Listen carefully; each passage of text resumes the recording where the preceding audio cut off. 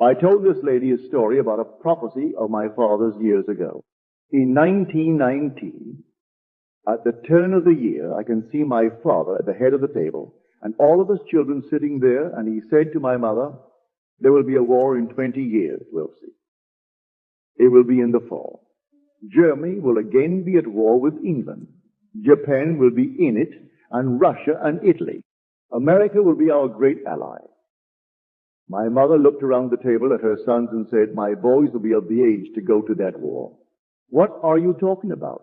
He said, it will be true, and already all the ship's sergeants discussing it. He was a ship's chandler and talked with many people. My father did not know that this power he had of imagining as God.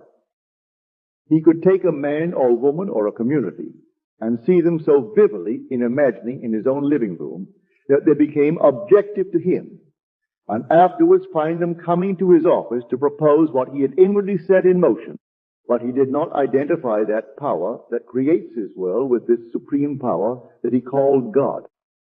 Ever since the creation of the world, his invisible nature, his eternal power, has been clearly perceived in the things that have been made.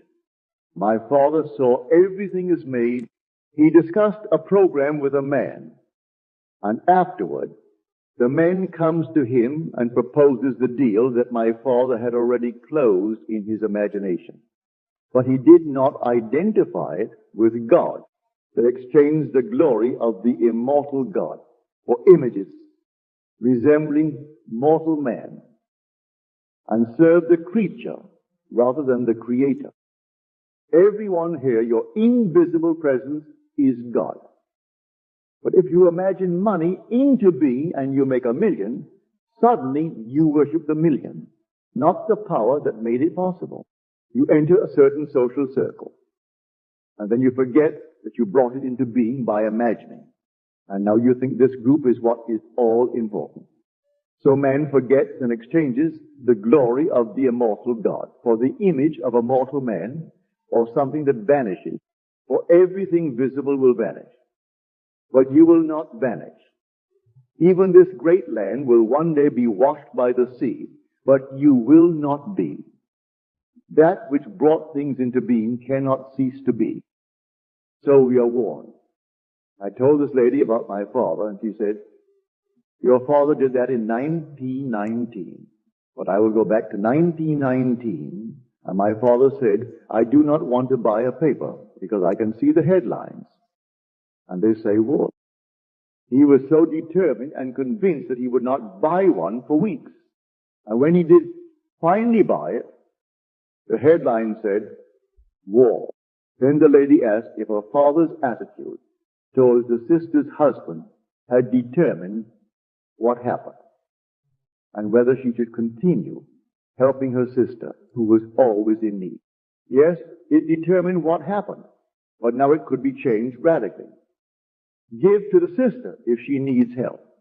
But then I told her that this power is all imagining, and it is one to use with our own wonderful imagination. There is only one. We do not differ in nature or substance from it, but only in degree of intensity.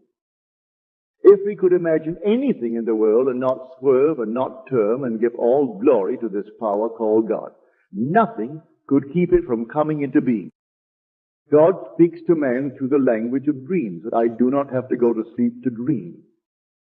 I can imagine something for you and desire it with all my heart. If I imagine something for another, that is God speaking to me. I do not have to see a face. There is such a difference between what the churches call God and what the mystic knows is God.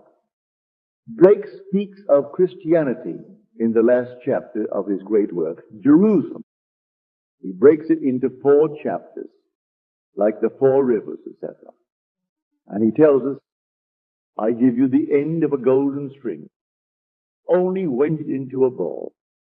It will lead you in at heaven's gate, built in Jerusalem's wall. And then he defines Christianity. Articles of faith. He completely discounts them. He says, I know no other Christianity. and of no other gospel than the liberty of both body and mind to exercise the divine art of imagination.